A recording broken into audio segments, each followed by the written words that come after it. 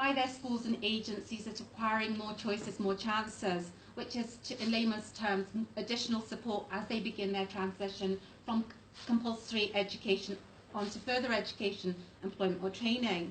As Ross mentioned, youth policy in Scotland is underpinned by the philosophy of social justice, equality and equity. And there is a guarantee by policies such as getting it right for every child, of receiving the full opportunity to fulfil their potential at school, where their priority is to engage with young people to facilitate their personal, social and educational development, enable them to gain a voice, influence and a place in society. And this is from a Scottish Government report 2004, page 1. Information on ethnic minorities has been collected by schools and local councils across the country, particularly in Glasgow since 1989, where it's been used to allocate resources and to plan classes. Yet literature and policy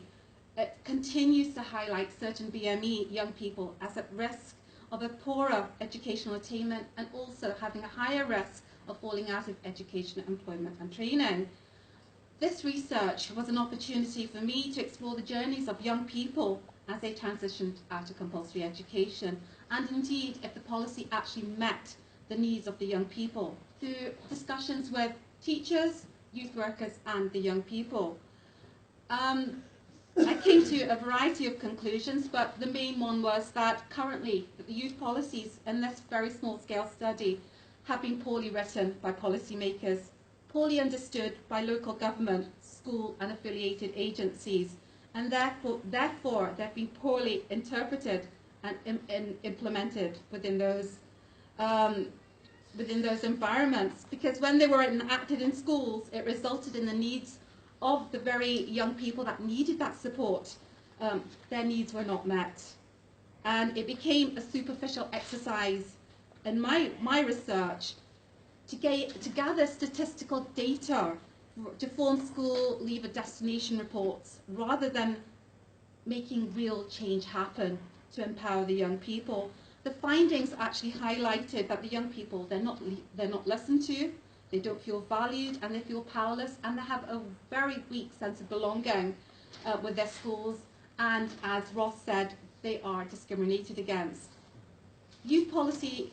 in my study needs to reflect the young people's voices, where they are listened to and where issues of belonging and feelings of powerlessness are addressed.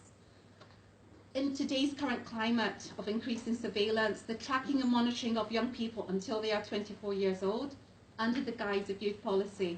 ensuring that they are economically viable and are contributing to make Scotland successful, comes under question.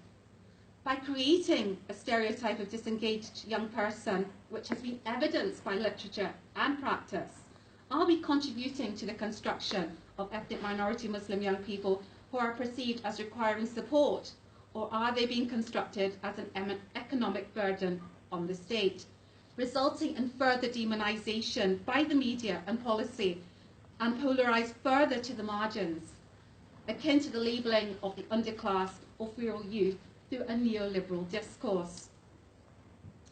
The implementation of the PREVENT strategy in schools and surveillance agenda may create further division, fear and fracturing of identity and the sense of belonging of the young people, and move the policy from the creation of a profile of a young person labelled as needing additional support in schools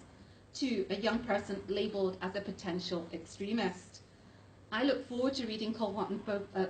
and Ross's book to continue to examine the control and examine state control and young people. And thank you, Ross, for this opportunity to say a few words.